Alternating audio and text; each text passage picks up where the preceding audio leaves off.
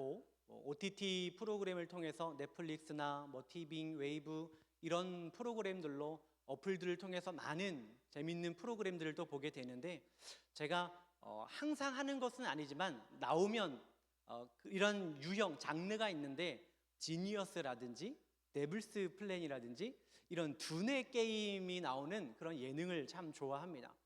지니어스라는 프로그램은 굉장히 오래된 프로그램인데, 그 출연자들이 매 게임마다 똑똑한 사람도 있고 재밌는 사람도 있는데, 매 게임마다 덜어는 연합을 맺기도 하고 덜어는 적이 되기도 하고, 각 상황마다 내게 무엇이 이로운가 이것을 고민하고 서로 대화하고 연합을 맺기도 하고 적이 되기도 합니다.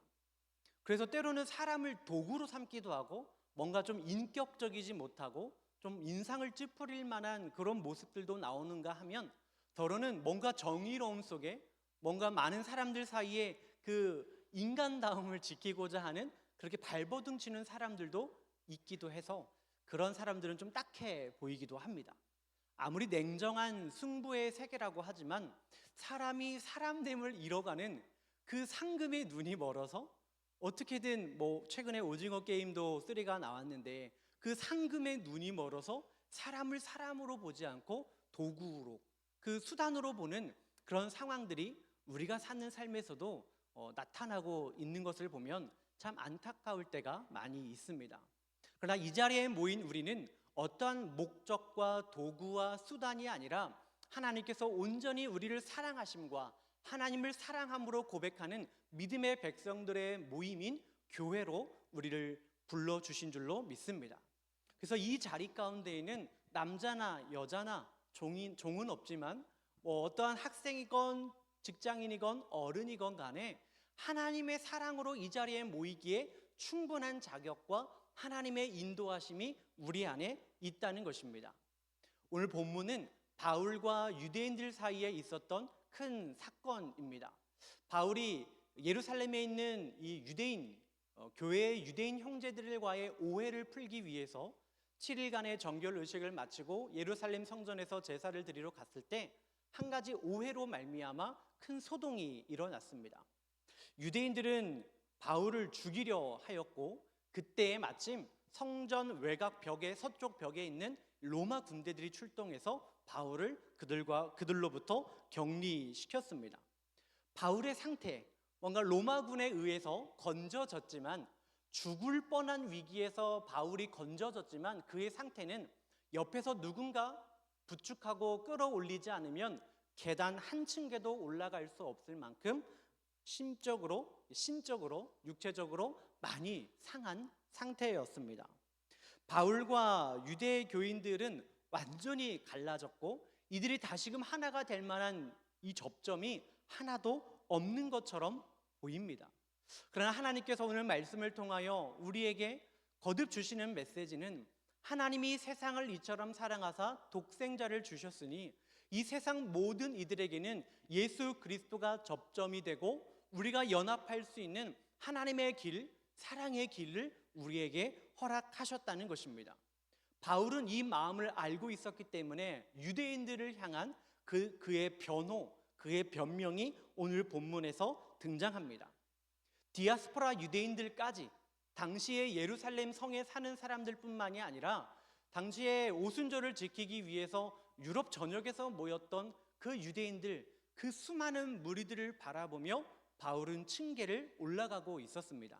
물론 옆에서 부축한 사람의 힘에 의해서 올라갔죠. 그런데 거기서 바울은 사명감을 또 느낀 겁니다.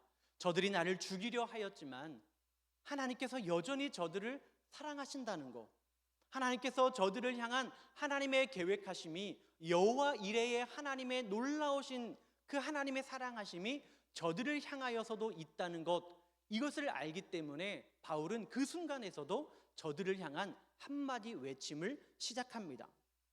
헬라어로 로마 천부장에게 발언권을 얻고 이 이스라엘 백성들에게 히브리어로 말을 하기 시작합니다. 이 직전의 본문에서 쇠사슬에 결박을 당하기 전까지 바울의 전도 방법은 곳곳을 다니며 때로는 걸어가기도 하고 때로는 배를 타고 가기도 해서 가는 곳마다 유대인 회당이 있다면 그 회당에 들어가서 예수가 그리스도시라 이 복음을 전하였습니다. 어떤 사람은 그 복음을 듣고 논쟁하고 비방하고 조롱하고 죽이려 하였습니다.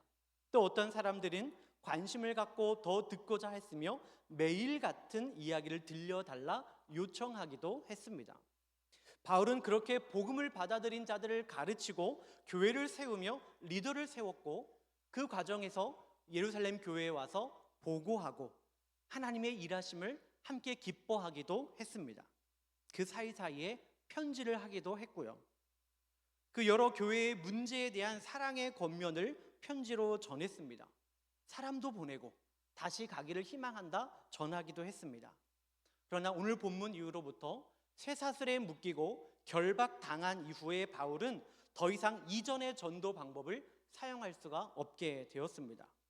이때부터 바울은 그가 쓴 편지에서 자신에 대한 수식어로 메인바, 이 쇠사슬의 메인이라는 표현을 사용하게 됩니다. 오늘 우리가 읽은 본문에 보면 작은 소제목으로 바울이 변명하다, 이렇게 2절 위에 작은 소제목으로 바울이 변명하다 이렇게 써 있지만 당시의 상황이나 이후의 전개를 보면 변명보다는 변호, 이 변호에 더 가깝습니다. 천부장이 무리들과 바울에게 묻는 것은 소동이 발생한 것에 대한 원인을 파악하고자 피의자 신분으로 바울에 대한 진상을 파악하는 것이었습니다. 그런데 21장에 보니까 그 소동과 소란 때문에 정확한 진상 파악이 안 되죠. 그래서 일단 바울을 데리고 요새로 들어갑니다. 그래서 명령을 내리는데 무슨 명령을 내리냐? 요새로 데리고 들어가라, 때리고 신문하라. 바울도 이 말을 들었을 거 아닙니까? 때리고 신문하라. 그 자리에서 서로 간에 쌍방 간에 유대인들에게 무슨 일 때문에 그러십니까? 바울에게 무슨 일 때문에 그런가? 뭔가 조율이 됐으면 모르겠는데 소란스럽고 원인도 파악이 안 되고 일단 데려가서 때리라는 거예요. 때려서 매질해서 신문을 하라는 겁니다. 바울이 그때 한 말이 무엇이냐? 25절 말씀, 앞선 25절에 보면 너희가 로마 시민된 자를 죄도 정하지 아니하고 채찍질할 수 있느냐? 아껴왔던 카드 하나를 쓰는 거죠. 내가 로마 시민이다. 로마 시민, 이 죄도 정하지 아니하고 채찍질할 수 있느냐? 이 말에 놀라죠. 천부장도 놀라고 그 병사들도 놀랍니다. 그래서 이 말을 시작으로 바울에 대한 재판이 시작이 되는데 23장에 가면 산헤드린 공회, 유대인들 공회 앞에서 변호합니다. 24장에서는 벨릭스 총독 앞에서, 25장에서는 베스토 총독 앞에서, 26장에서는 유대와 갈릴리의 분봉왕 아그리빠, 이 헤롯 아그리빠 2세 앞에서 또 변명하고요. 27장에서는 로마로 압송돼 가는 과정에 유라굴로의 태풍을 만나 멜리데 섬에 멈췄다가 로마로 가는 과정이 나옵니다. 28장에 보면 로마 유대 지도자들 앞에서도 그리스도의 복음에 대해서 전하고 설득하고 변호합니다. 성경에는 기록되지 않았지만 당대 로마 관습에 따라, 당대의 문헌에 따라, 관행에 따라 황제까지는 아니더라도 이 법률관이나 법무관료나 이 황제 대리 앞에서도 이 변호를 했을 것입니다. 무엇 때문에 이런 일이 일어났는가? 예수 그리스도의 도, 그 십자가의 도를 여러 통치자들과 여러 지도자들 앞에서 바울은 거듭거듭해서 신문의 형태로 복음을 전하게 되었다는 것입니다. 사도행전의 마지막 그 끝을 우리가 보면 그 끊임없이 전해지던 복음, 가는 곳마다 복음, 바울이 로마에 갔던 것은 하나님께서 그를 향한 분명한 계획이 있으셨기 때문이었습니다. 앞서 나열한 것처럼 바울은 앞으로의 모든 소송 절차 동안에 죄가 확정되지 않은 피의자 신분으로서, 로마 시민으로서 바울 본인과 사도로서 복음의 변호에 나섭니다. 우리가 성경적으로 본다면 그 증인된 삶을 끝까지 살았다고 볼 수 있습니다. 복음에 대한 변호였으니까요. 내가 억울합니다. 나는 죄가 없습니다. 이것에 대한 변호가 아니라 예수 그리스도의 복음에 대한 변호를 바울은 그 마지막 순간까지 그리스도의 복음에 증인된 삶을 살아냈습니다. 그간 전도 여행이 쉽지 않았지만 이 결박된 상태로 지역을 오가며 부금된 상태로 오랜 시간을 보낸다는 게 결코 쉬운 일은 아닐 것입니다. 그럼에도 가이사에게 상소하고 로마로 가기까지 절대 포기하지 않았던 것은 하나님의 부르심에 대한 확신이 있었기 때문입니다. 23장 11절에 보면 담대하라, 내가 예루살렘에서 나의 일을 증언한 것 같이 로마에서도 증언하여야 하리라. 바울은 주님의 말씀을 듣습니다. 내가 로마로 가야 하는구나. 바울은 그 과정 속에 복음에 대한 변호로, 하나님에 대한 충성으로 끝까지 서왔지만 하나님의 뜻이 그 로마까지 가는 것이라는 것을 바울은 들었기에 알고 있습니다.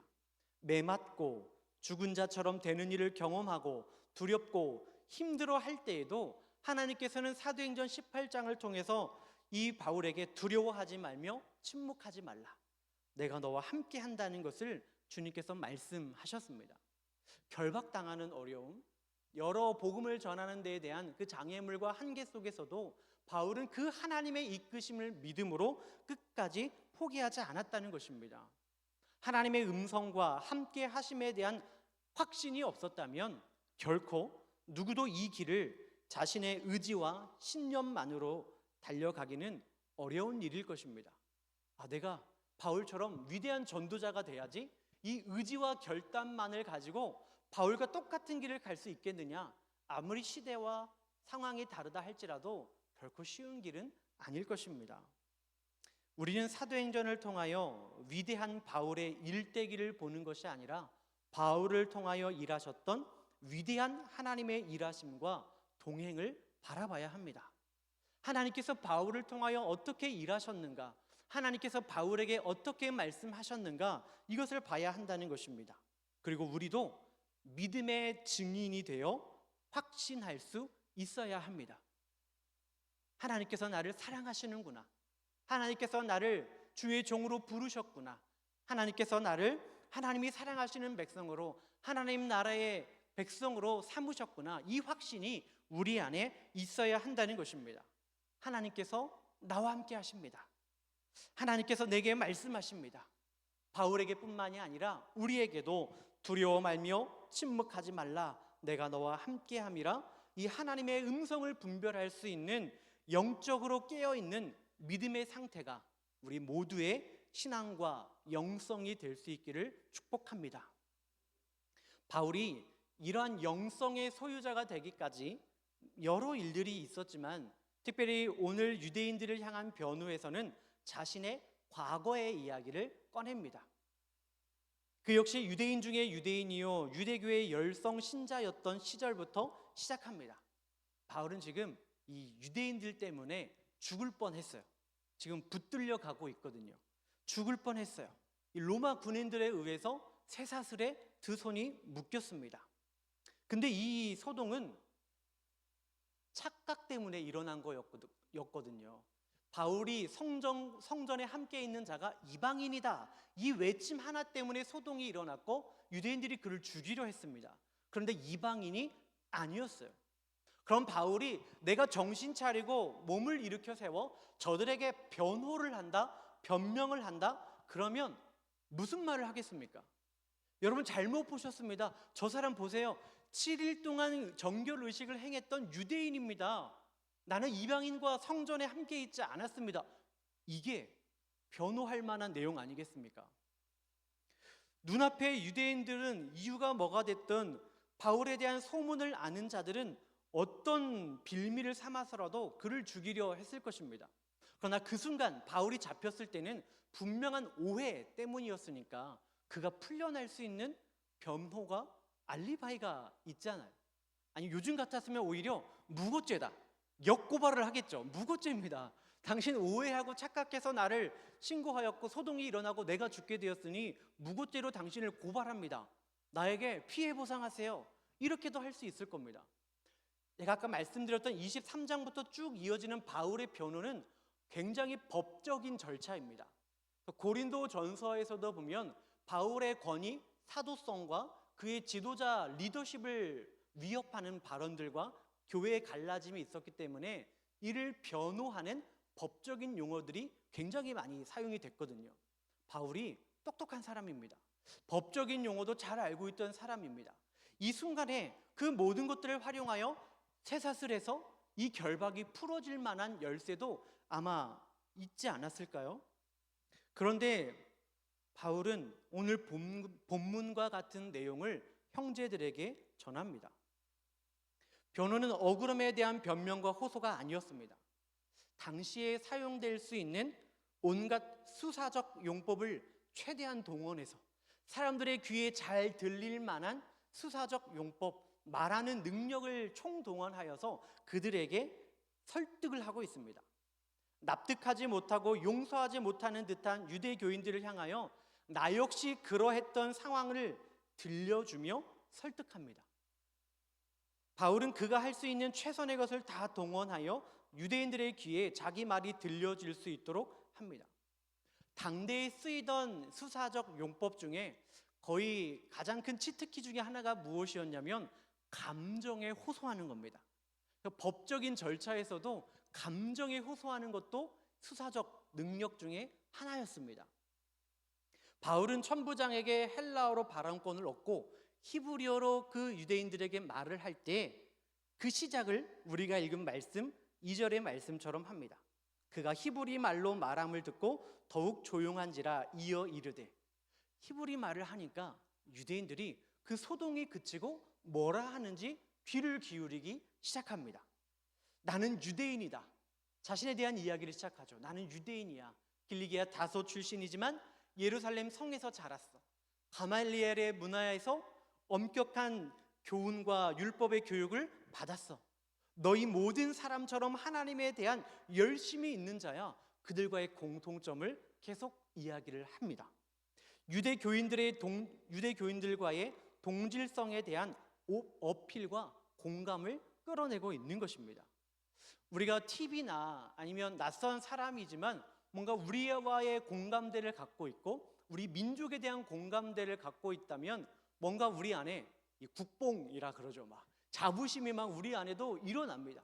내가 얼굴도 모르고 누군지도 모르는 사람이지만 뭔가 한국 사람으로서 자부심을 가지고 있고 많은 외국인들 앞에서 한국을 드러내고 있다. 그러면 우리 안에도 뭔가 자부심이 생기고 국뽕이 차오르지 않습니까? 바울의 말을 들으며 그 열심히 있던 자가 또한 저 자였다. 그 소식만으로도 저들은 일단 귀를 기울여 보게 된 거죠. 이 돌을 박해하여 사도 바울도 예수 그리스도를 믿는 자들을 박해하던 자였습니다. 다메섹으로 향했던 이유가 무엇입니까? 예수를 믿는 자들을 잡아 가두고 벌을 받게 하려고 사내들인 공회와 장로들에게 그 권한을 위임받아서 갔던 자이죠. 그것까지도 말합니다. 단순히 개인의 열심이 아니라 공적인 권위를 위임받을 정도로 그에게는 그만한 인정받았던 자, 열심히 있던 자였다는 거죠. 여기까지는 그들과 똑같은 삶을 살아왔던 자입니다. 어쩌면 당대의 바리새인들이라 또 율법주의자들, 사두개인들이라 하던 자들과 비해서 충분히 바울도 존경받을 만한 자였을 것입니다. 그런데 전혀 다른 삶으로 변하는 사건이 등장합니다. 다메섹으로 향하다가 호련히 하늘로부터 큰 빛, 그 큰 빛이 그를 둘러 비치고 예수님의 음성을 듣게 된 것입니다. 신약에서 큰 사건 중에 하나인 다메섹 도상에서 바울이 예수님을 만난 사건입니다. 바울, 이 개인의 만남과 체험뿐만이 아니라 하나님을 처음 만났던 이 바울의 사건은 내가 주님을 처음 만났던, 인격적으로 예수님을 만났던 그 첫사랑의 만남을 떠올려 보게 하는 그런 장면이기도 합니다. 예수님의 음성은 그에게 다메섹으로 들어가서 누가 내게 해야 할 모든 것을 거기서 이르리라 말씀하셨습니다. 다메섹으로 가라. 누가 너에게 할 일을 알려줄 거야. 동일한 사건을 기록하고 있는 사도행전 9장 6절에도 보면 너는 일어나 시내로 들어가라. 내가 행할 것을 내게 이를 자가 있느니라 말씀하셨습니다. 누군지는 말이 안 나와요. 누군지는 말씀하지 않았습니다. 그러니까 이 부분이 조금 궁금했어요. 왜 주님께서는 내게 이를 자 누가 이르리라 이렇게 말씀하셨을까요? 주여 누구시니까? 네가 박해하는 예수라. 진짜 당신이 예수십니까? 놀랐을 거 아닙니까? 근데 이 빛에 바울이 엎드려졌는데 안 보여서 엎드려진 정도가 아니라 그 눌림으로 엎드려진 거예요. 강력한 힘과 그 압도되는 분위기 속에 사도 바울은 엎드리게 된 거죠. 근데 여기서 주님께서 사도 바울에게 만나주시고 그 당시의 사울에게 만나주시고 음성을 들려주셨으면 앞으로 일어날 일들을 술술술 알려주시고 그것을 경험하게 되면 놀라지 않겠습니까? 내가 만난 사람이 진짜 주님이시구나. 내게 들려주신 음성이 진짜 주님의 음성이시구나. 우리가 세상의 진리를 전할 때, 하나님의 뜻을 전할 때 사람들이 확인하고자 하는 것은 진짜 그러한가 보자, 이거 아니겠습니까? 어떤 일이 일어날지에 대한 명쾌한 답을 원합니다. 하나님이 말씀하셨어, 하나님의 뜻이야. 그러면 그 뜻이 우리의 눈앞에서 이루어져야 믿겠다는 거죠. 뭔가 이런 사람들이 많다 보니까 하나님께서 그 큰 유대 교회에 열심히 있던 바울, 이 사울을 만나 주셨으면 뭔가 임팩트 있게 탁, 누굴 만날 거야, 무슨 일이 일어날 거야, 너 이렇게 될 거야, 딱 이게 이야기해 주시면 얼마나 그의 마음에 큰 돌이킴이 있겠습니까? 그런데 내가 명확히 사람들에게 대답할 수 없는 모호한 확신일 때가 있습니다. 우리에게도 그런 모호한 확신이 있을 때가 있어요. 이게 하나님의 뜻인 것 같은데 딱 찝어주시면 좋을 것 같은데 이럴 때가 있지 않습니까? 제게 한 청년이 이런 말도 했었어요. 전에 있던 교회에서 하나님이 자기에게 뭔가 딱딱 말씀해 주시면 좋겠다는 거야. 이렇게 하고 저렇게, 그럼 나는 그대로만 하면 될 텐데, 그대로만 하면 될 텐데. 그러니까 우리 안에도 주님 말씀하시옵소서, 내가 가겠나이다, 행하겠나이다, 못 가요, 안 들려서요, 뭐라고 하시는지 모르겠어서요, 확신이 안 서서요. 그 모호한 확신이 우리에게 있을 때가 많이 있다는 거죠. 20살에 제가 주의 종으로 부름받았다는 확신이 들었습니다. 물론 모든 하나님의 백성들은 하나님의 부름을 받은 종들입니다.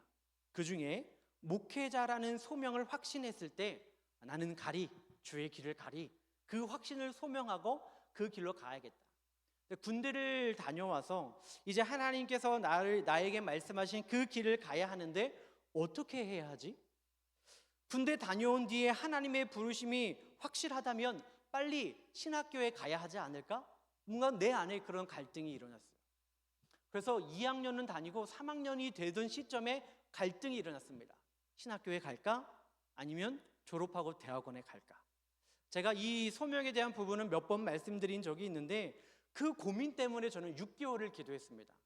그 기간이 다가오는 기간, 그 6개월 전부터 기도했습니다. 하나님, 무엇이 하나님의 뜻입니까? 나를 주님의 종으로 부르셨어요. 이거는 제가 확신하고 있습니다. 흔들리지 않았습니다.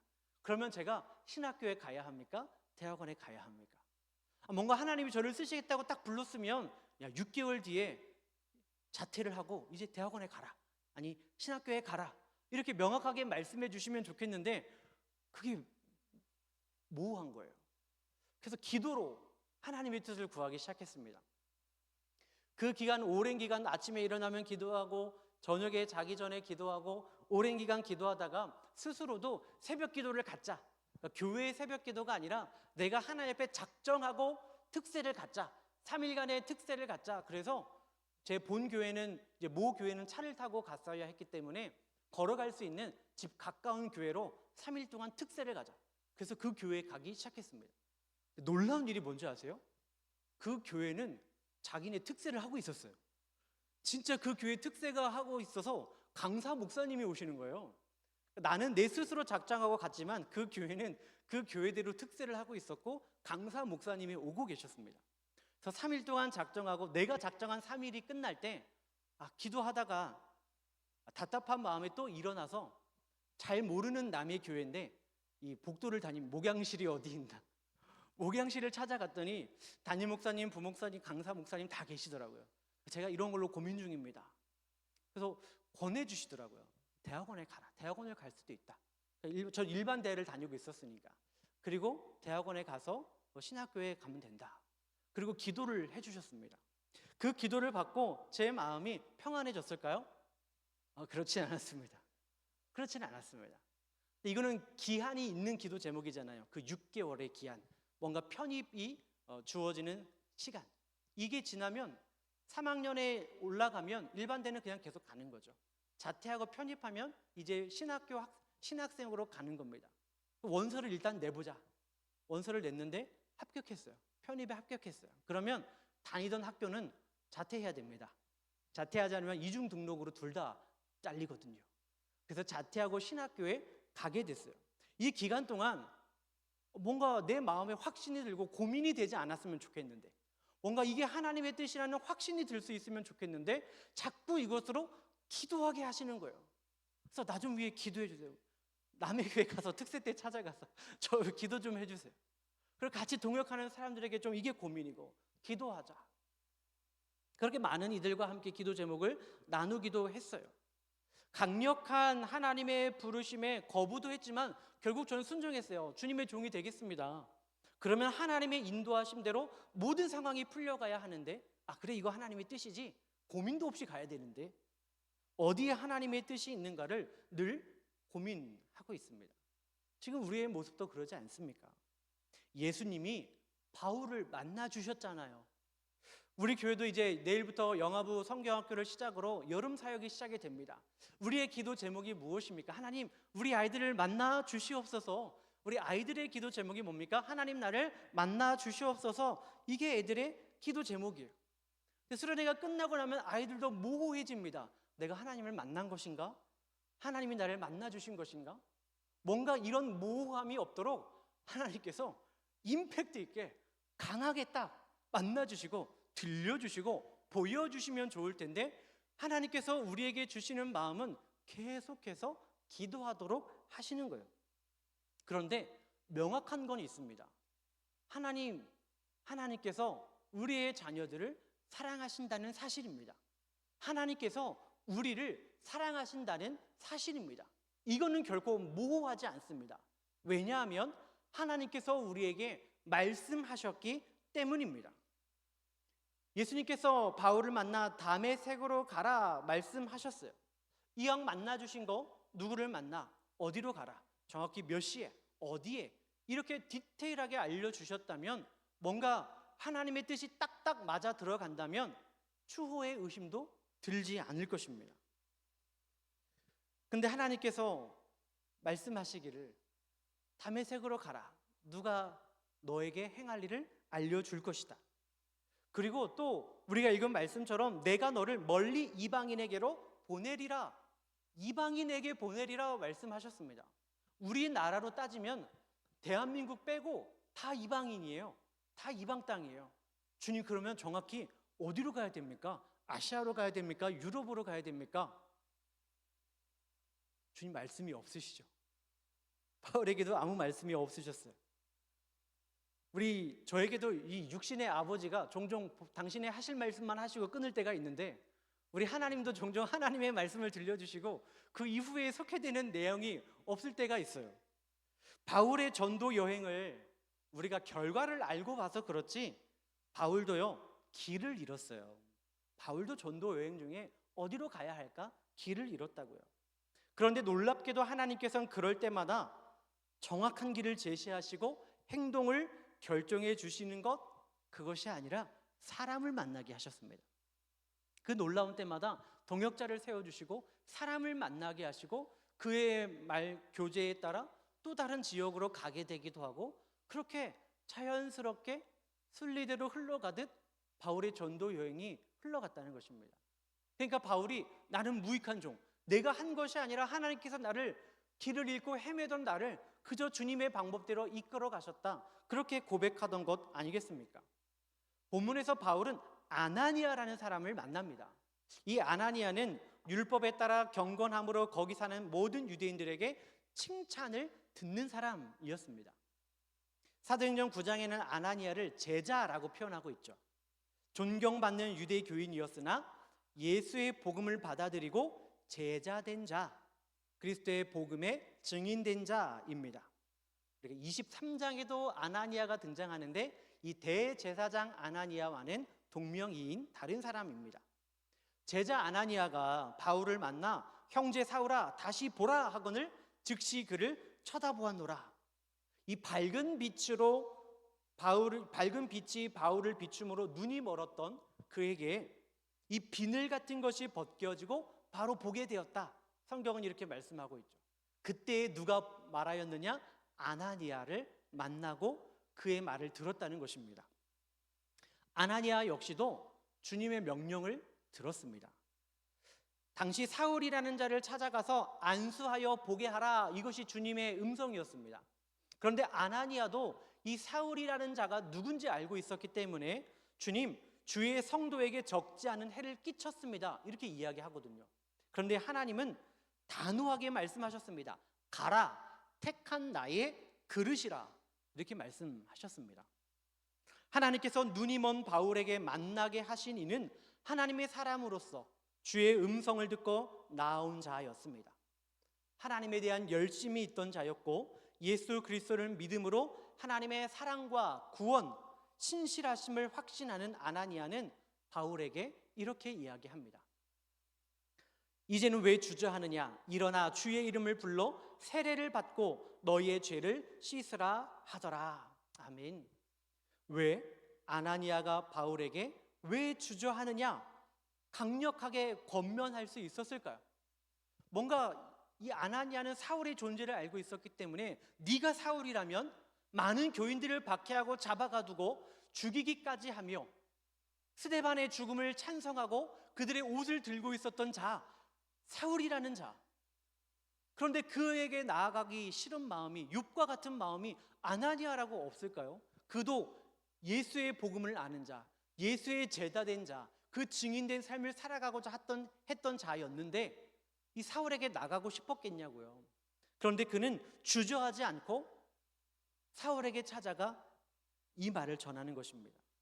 왜 주저하느냐? 일어나 주의 이름을 불러 세례를 받고 너의 죄를 씻으라.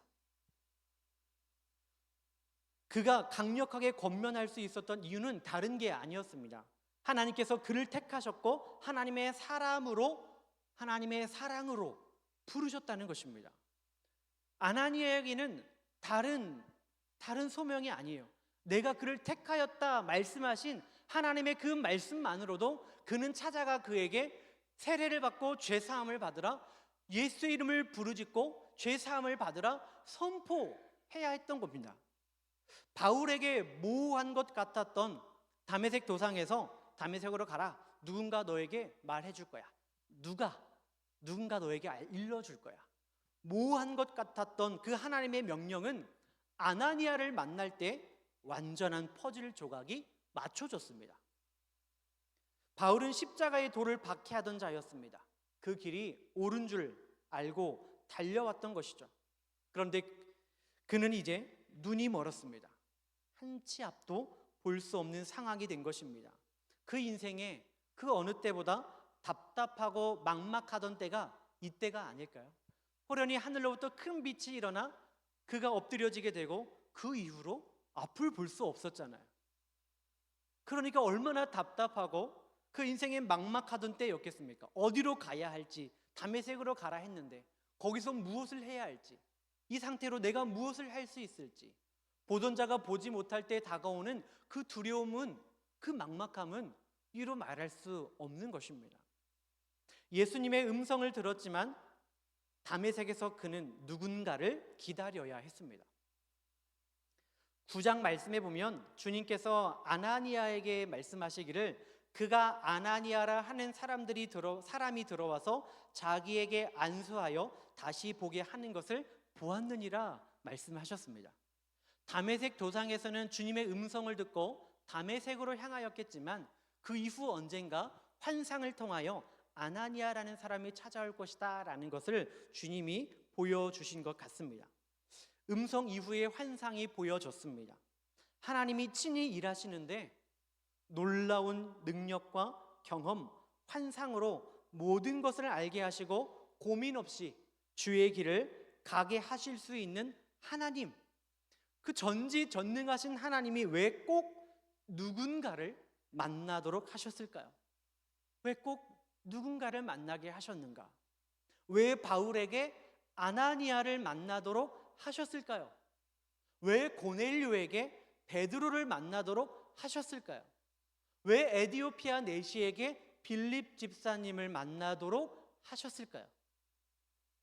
우리는 바울과 같이 하나님의 부르심과 이끄심으로 환난과 결박 속에서도 하나님의 종된 모습을 갖춘 일꾼들이 되어야 합니다. 우리도 그러한 사람이 되어야 합니다.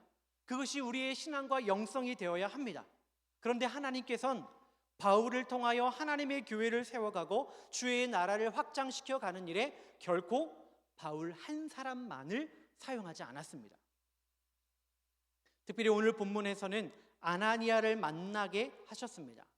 어쩌면 이 시대에 아나니아 같은 사람이 필요한 때가 아닌가 싶은 마음이 들었습니다.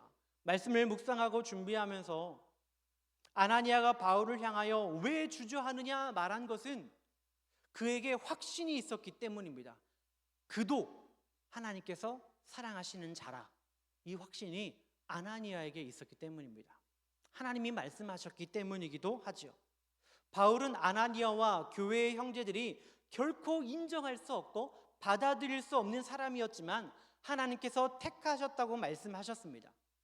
하나님께서 우리에게 주신 복음과 말씀의 능력은 하나님이 세상을 이처럼 사랑하사 독생자를 주셨으니 성취된 언약으로 나타났습니다. 이 진리는 선포되었습니다. 앞을 보지 못하는 두려움과 막막함에 빠져있던 바울을 아나니아를 통해 보게 하셨습니다. 하나님께서 아나니아를 통하여 바울을 보게 하신 것입니다. 하나님의 완벽하고 확실한 사랑 앞에 우리는 주저하지 않아야 합니다. 세상을 이처럼 사랑하사 독생자를 주셨으니 나도 하나님의 그 사랑에 거하고 하나님께서 창조하신 이 모든 아름다운 세상을 바라보며 하나님이 사랑하시는 자들, 하나님께서 사랑하시는 존재라고 말씀하시니 우리가 주저할 이유가 없다는 것이죠. 혹 하나님께서 우리 가족을, 내 지인도, 혹 내 자신도 하나님께서 나도 사랑하실까? 이런 고민이 있으신 분이 계십니까? 온 세상과 만물을 창조하신 그 하나님의 사랑은 이 시대 가운데 우리에게 선포되었습니다. 하나님의 사랑이 우리를 향하고 계시다는 것은 주의 말씀을 통하여 믿음의 사람들을 통하여 우리에게 선포되었습니다. 결코 우리의 힘으로 해결할 수 없는 죄의 문제를 친히 몸으로 막힌 담을 허무신 예수 그리스도의 십자가의 도가 선포되었습니다. 우리를 향한 하나님의 사랑을 의심하지 말고 하나님 앞에, 그 주님의 부르심 앞에 주저하지 않기를 바랍니다. 때로는 어떠한 논리적인 글이나 말보다 진정성 있는 한 사람의 삶이 호소력을 갖는다는 것을 우리가 알고 있습니다. 본문에서 바울이 극한의 상황에서도 유대인들을 향한 자신의 변호를 한 것은 하나님께서 여전히 저들을 사랑하고 계시다는 것을 전하고자 함이었습니다. 나를 때리고 나를 괴롭게 하는 이들조차도 하나님께서는 여전히 사랑하시기에, 그들이 이것을 모르고 있기에 바울은 이 순간에도 주님이 저들을 사랑하고 계시다는 것, 하나님이 그럼에도 너희를 사랑하신다, 이것을 선포하고자 했던 것입니다. 특정한 누군가를 향한 것도 아니고 유대인을 제외한 것도 아니고 모든 이들을 향한 살아계신 하나님의 사랑을 전하기 위함입니다. 하나님은 오늘도 우리를 통하여 눈먼 자가 눈뜨고 갇힌 자가 노래하게 하시는 줄로 믿습니다. 하나님의 확실한 뜻이 이미 우리에게 전해졌으니 우리는 주저하지 않아야 합니다. 천국은 공동체이죠. 하나님의 부르심을 받은 자들의 모임이 교회인 것은 이 천국 공동체를 이 땅에서는 교회가 이루어 가기 때문입니다. 그렇게 우리는 공동체입니다. 사람의 쓸모 있음과 없음, 수단과 도구가 아니라 하나님이 사랑하시는 자, 하나님께서 사랑하시는 무리라는 그 하나만으로 우리는 하나가 될 수 있습니다. 예수 그리스도의 이름으로 우리는 하나가 될 수 있습니다. 세상 모든 만방 곳곳에 하나님의 거룩한 공교회가 세워질 때 우리는 아버지의 사랑으로 하나가 되는 것입니다. 하나님의 그 명확한 뜻에 아나니아는 사울에 대한 모든 평가를 뒤로 합니다. 제가 행여나 우리에게 또 나쁜 짓을 하지 않을까? 이랬던 사울인데 이를 과연 그 사람을 과연 우리의 형제들에게 드리는 게 맞을까? 하나님의 단호하고 명확한 선포는, 그 말씀은 아나니아로 하여금 사울을 향한 모든 평가를 뒤로 하게 합니다. 그저 나와 같이 하나님께서 기뻐하시고 사랑하는 아들이라는 믿음으로 사울을 만나게 됩니다. 그 하나님의 뜻이 명확하고 단호했기에 사울에게 왜 주저하느냐? 일어나 주의 이름을 붙들어 주의 이름을 불러 세례를 받고 너의 죄를 씻으라 선포합니다. 이익과 실용을 넘어 하나님의 택하심과 사랑은 우리 모두를 연결하는 키입니다. 이 자리에 있는 우리는 구원받을 만한 자였기에 이 자리에 서 있고, 교회 밖에 있는 사람들은 구원받을 만한 자가 아니기 때문이 아니라 우리가 하나님의 뜻을 깨달아 알고 있다면 주저하지 않고 그들을 향하여 깨닫게 하고 외치는 자의 소리가 우리의 사명인 줄로 믿습니다. 내 형제들을 향한, 우리의 자녀들을 향한, 이웃을 향한 하나님의 사랑이 명확하고 단호하기 때문에 여러분도 주저하지 않으시기를 바랍니다. 명확하지 못한 것에서 우리는 주저할 수 있습니다. 그러나 하나님의 사랑은 명확합니다.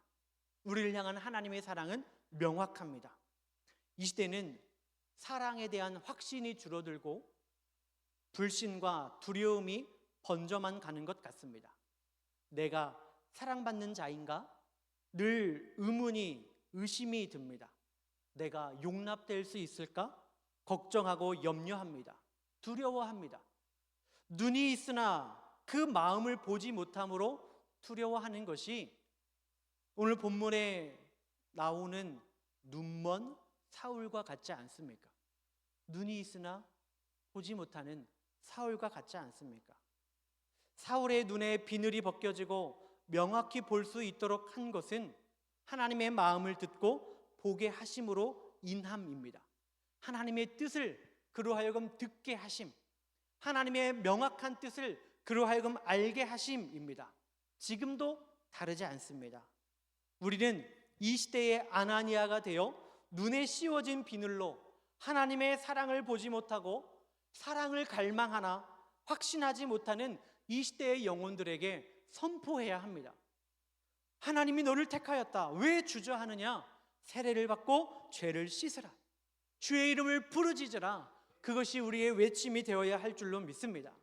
담대하게 나아가 왜 주저하느냐 선포하는 믿음의 종들 되실 수 있기를 축복합니다. 지난 사마리아인의 비유를 통해 누가 그의 이웃이 되어 주었는가를 주님이 물으셨던 것처럼 오늘 말씀을 통해 우리가 누군가의 아나니아가 되어주고 확신하지 못하고 불안해하는 형제의 마음을 굳게 하는 귀한 사명을 감당할 수 있기를 바랍니다. 우리 옆에 계신 분들에게 이렇게 한번 말씀하시겠습니다. 하나님은 당신을 사랑하십니다. 하나님은 당신을 사랑하십니다. 그런데 이것은요, 교회 안에서 이루어지는 인사가 아니에요. 주님의 이름으로 사랑합니다. 이것은 교회에서 이루어지는 인사가 아니라 하나님의 선포인 줄로 믿습니다. 하나님 당신을 사랑하십니다. 이것은 하나님께서 나를 통하여 눈먼 자가 눈을 뜨게 하고 하나님의 말씀을 듣게 하도록 외치게 하신 교회의 외침이 되어야 할 줄로 믿습니다.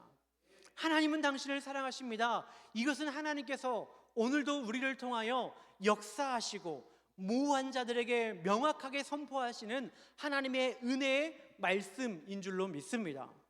내가 알지 못하고 확신치 못하는 퍼즐을 믿음의 동역자들을 통하여서 하나님이 맞추실 것입니다.